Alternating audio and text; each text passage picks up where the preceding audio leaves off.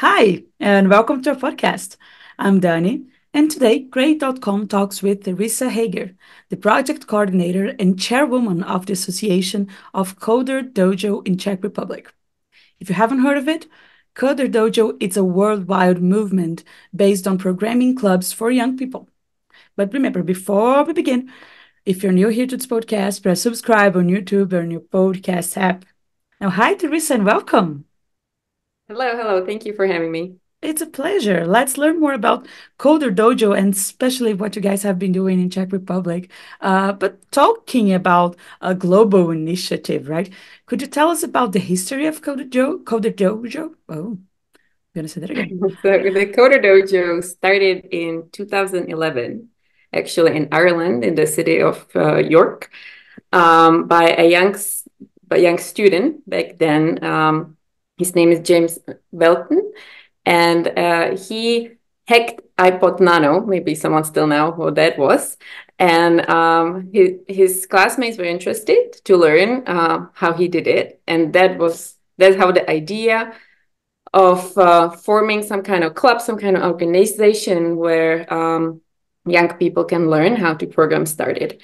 And in 2013, they started the CoderDojo Foundation with Australian entrepreneur Bill Leo. And over the years, the organization grew to right now, we are in more than 100 countries, and there are more than 1,000 dojos. And another big thing with our organization was in 2017 when they joined forces with Raspberry Pi Foundation. So yeah, so this is how it all started, and more and more kids can learn how to program in a for free in volunteering based organization. I think this is a wonderful initiative, honestly. And right now, especially with the way things are evolving in technology, especially artificial intelligence, I think it makes like total sense to teach kids for free, especially how to create new things, how to develop their own dreams. And I want to circle back to that Raspberry Pi partnership later.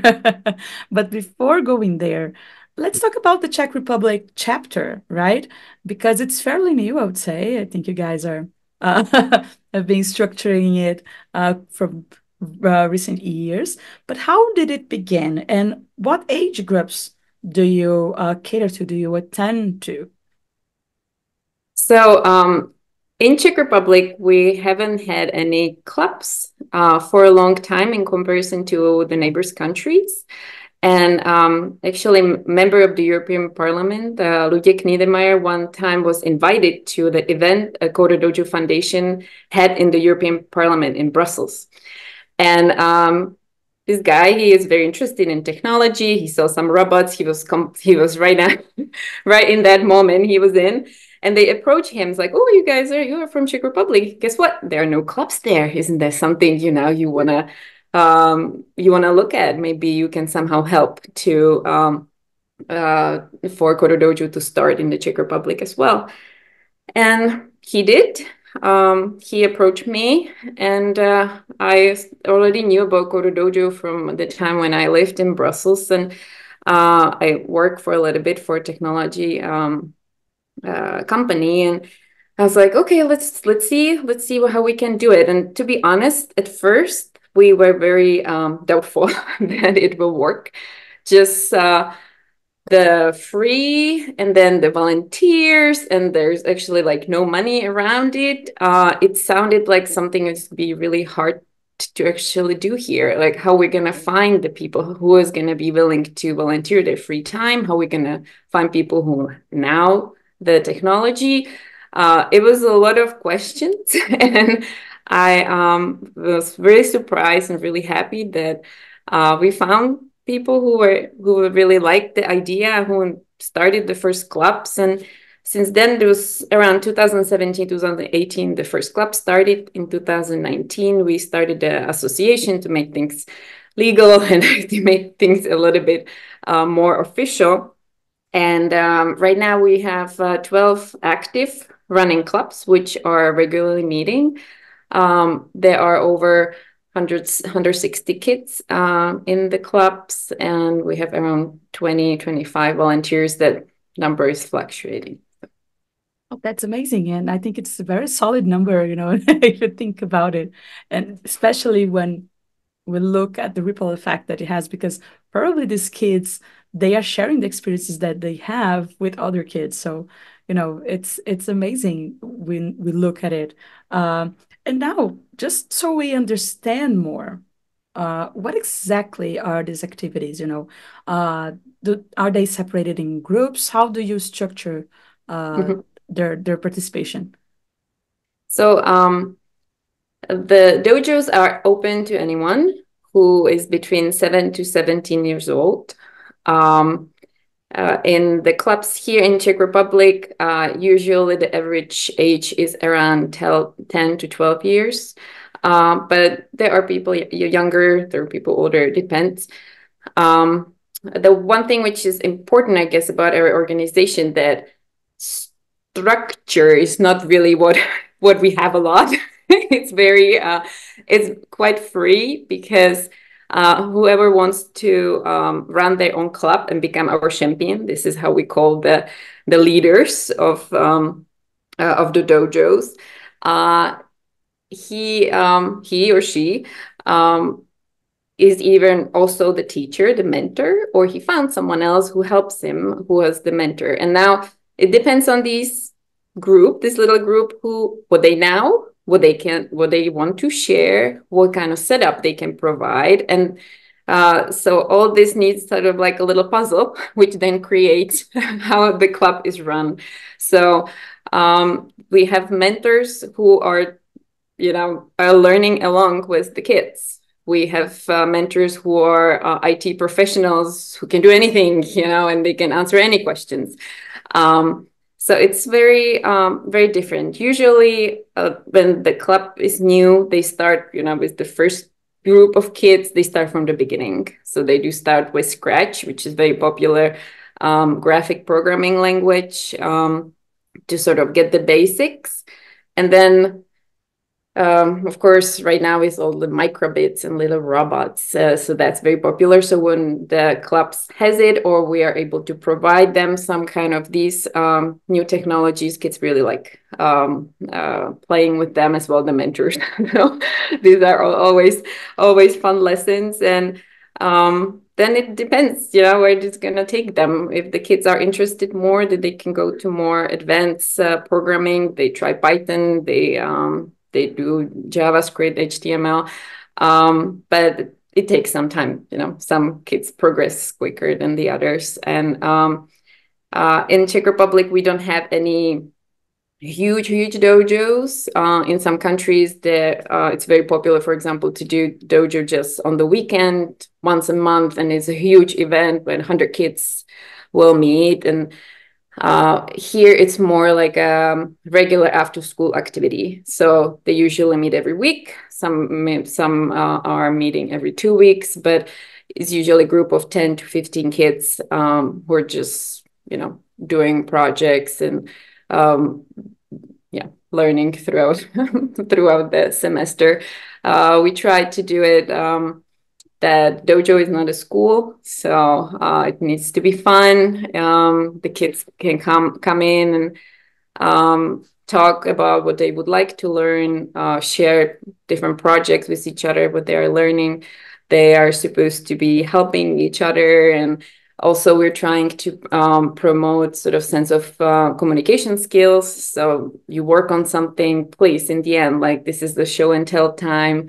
If you are comfortable, if you want to, share with others what you accomplish that week or that lesson or, that month. So these are sort of like a little couple principles we try to uh, put into every dojo session. That's really, really amazing, honestly. Because when we look at it, the fact that when you tell us that it's not supposed to be a school, and then you add it to it's supposed to be fun. It really looks like it looks like a space where the kids can one be kids and also experiment with what they're learning, right? And it's great to hear that the champions, as you call it, they actually get involved in the fun bit. It's We have to not have about fun with them. passion. You gotta enjoy it, right? That's I think that's a good sign, really, that things move forward well. And now, Teresa, considering what you said about the history on Czech Republic, right, about thinking, oh, what are the challenges that we're going to face? Will there be volunteers? Will there be funding? And thinking about the Raspberry Pi partnership that you also mentioned earlier, what are the other partnerships, other links that you kind of had to create to move forward with this initiative? Do you actually get to partner with schools or not? Like as you said, as thinking of CoderDojo as an after school project. How does it work in your context? We don't really need to know, because again, if it's free, everyone can open their their dojo. We cannot really think about it as a global perspective. But in Czech Republic, how those things work? Mhm. Um, so this is the really I guess one of the hardest thing at the beginning when you decide that you would like to open your own dojo, um, is to find a place where you're going to be meeting. It needs to be a public place. It needs to be, of course, like public safe place for kids to meet. Ideally, it should have the computers. If not computers, at least there should be tables. There should be ideally internet connection and electricity plugs, chairs and tables. We what worked really great for us was to approach libraries. So many of our clubs are in libraries. Czech Republic has very wide network of libraries, and many of them have very wonderful technology, also like IT rooms where they do all different things, and now many of them also do dojos. So I really love this connection because I think it's very important for everybody to be a good reader. And this way we are kind of promoting both, because the kids go to the library and they get used to the space, and maybe they go there to learn technology, but it's just a perfect place where you learn new things. So and in the libraries, not only we found a great venue, but we also found volunteers, and these are the librarians. So many of our champions are librarians. Then we had a couple dojos meeting at school, but we also have dojo which meets in some community centers, or we even have one dojo which meets right now in private company. So the venues are there. You need to find the connections, have a good good luck with that, because sometimes it took some time to find where would be the best place for kids to move. Sometimes dojo needs to move places too before they find some a good fit. I see. And would you say that finding this infrastructure, those spaces, are still the biggest challenges that you face, or it kind of matches up with funding? Well, actually, even before funding, it's matches to find the volunteers. I mean, I just mentioned that we found these great librarians, but unfortunately, very often in our case is that we find one amazing person who really loves the idea, and that person like starts it, the person teaches the kids, but one person is not enough. And it would be great if it would be two of them, five of them, so they can switch around and they're sick. Then they can support each other. They can help the kids. The lesson could be structured differently if you have more volunteers in there. So volunteers needed. Sometimes we try to find some volunteers at schools. We did have, for example, in one of our dojos that had a great partnership with a high school, where like a technology high school, and some of the students were coming in and helping out. So yeah, this is the issue. Very in the end, the venue. I had many companies approaching us that they like the idea, like, yeah, great, you guys can have a dojo in our company. And then you start talking to them, great, and can you, maybe your employees would be willing to do the volunteering, and then yeah, and then you can't find anybody. So it's yeah, sometimes it's surprising. It's just like, oh, that's for sure, it's an IT company, of course there's going to be someone who is willing to share. And sometimes it happens that there's not, and there can be someone completely different from the other side of the city who you find, and then that person comes in and start a dojo. So yeah, volunteers. In terms of funding, it's really our organization is in theory, is doesn't really cost anything. It's could in theory run on like great relationships and like people willing to volunteer their own time and their knowledge. Of course, it's great when there is funding, because then that way we can support the clubs with the technology, which they, for example, doesn't have, the computers, if they don't have the computers at their venues. And I already talked about all these little, the robots, which are very popular. But then there's also other things, like we like to organize events for our community where we can all meet, because the dojos are spread out across the country. Which is great. We actually have, I'm talking to you right now from Prague, from the capital city, but there's only one club in Prague. Most of our clubs are in the regions, some in very small cities, which I have to say, I have to even Google on the map when someone's like, what? Didn't hear about this city yet. And this is, and it's something amazing, because you hear it's very different. Every dojo is so unique. It's in very different setting, and they are smaller the city is, then more important, or like more of the importance actually it's making, because there, as me growing up in the capital city, we never had an issue that we would not have enough things to do. But in the smaller cities, it's different. The kids might not have that many after school activities. And so you do hear the stories like, oh, this is great. We finally have something to do for, oh no, on Tuesdays, because there's nothing happening on Tuesdays. And yeah, and it can be anywhere, but also in this smaller cities, sometimes it's more and more important that the activity is for free. Otherwise, the parents would not have money to pay for it, and the coding clubs can be something quite expensive. So, yeah. And I have no idea what you asked me. I'm sorry, probably rumbled way too long. You actually gave me the perfect answer, honestly. And I'm not gonna edit it out, because you did answer what I was asking about. Right But at the also, beginning, right? yeah, but yes, but then you gave us a perspective that you will see it once it's out there. But you kind of glow. You glow when you talk about it. When you were talking about the importance of the dojos in the small cities, it kind of it did made me see how important it is. And I think Thank you. sometimes we take things for granted, right? When we have them all like Okay, at, so that at was the this, yeah. hands reach. Yeah. Don't worry honestly, don't worry about it. I loved it. And I was going to thank you for this, because it did highlight the importance of it. Because we can discuss about, oh, it's easy to open a dojo. Oh, all we need is this, all we need is that.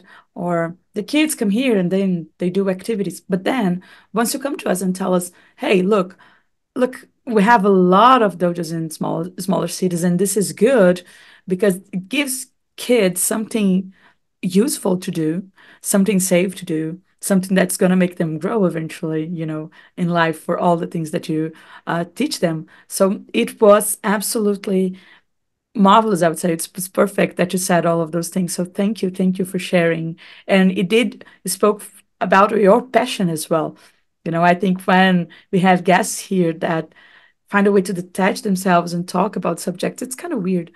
But then you just talked about what you feel and how you see the project. So this is really beautiful.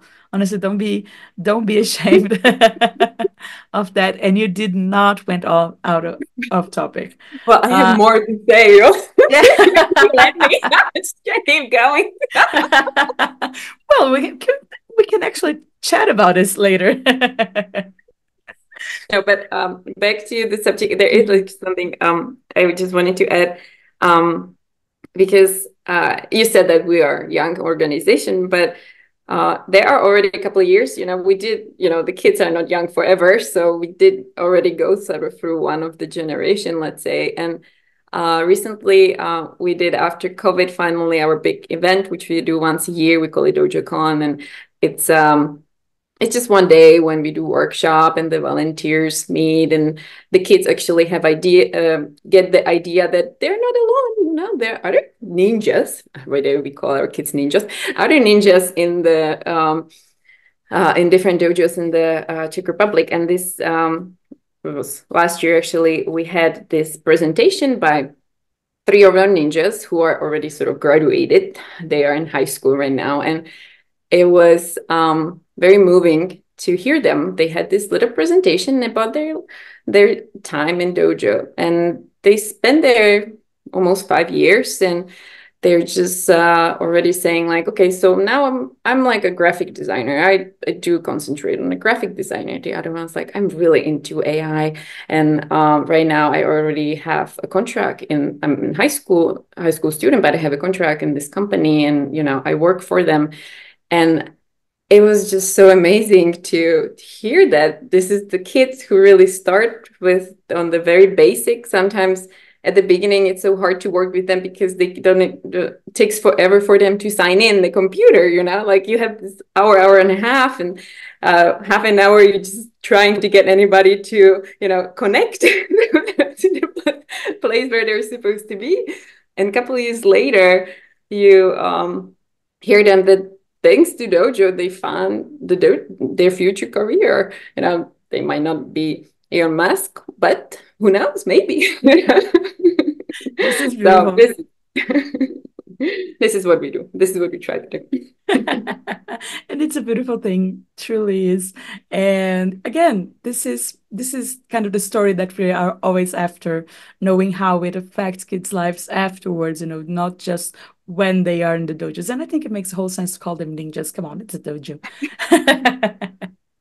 Now, Teresa, probably, I would say, some other people got inspired by these stories, and they actually might want to get involved with CoderDojo, either with you guys in Czech Republic or elsewhere. So, what would you tell them to do? What is the most effective ways for our listeners to help you guys keep going?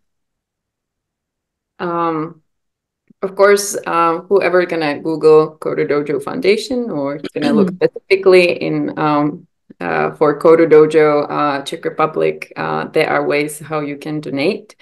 Donations are very helpful. I already talked about it. It helps to support our clubs. For us, it makes us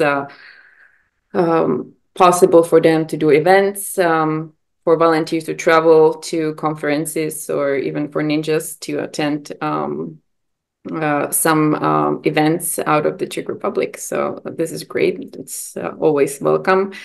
But as a CoderDojo, our goal is to get a free IT education for as many kids as possible. So if you are someone who thinks that you don't even have to be a programmer, I already mentioned, you're just passionate in this, like you want to start a dojo and find someone else who maybe knows how to program, go to the CoderDojo website and look what kind of steps you have to do and start your own club. And if you don't feel like starting your own, you can also Google there on the website if there is not some dojo somewhere near you, and you can volunteer. Thank you so much, Teresa, for joining us today. This was a wonderful conversation. I loved it. Thank you. Thank you so much for having me. Was a pleasure.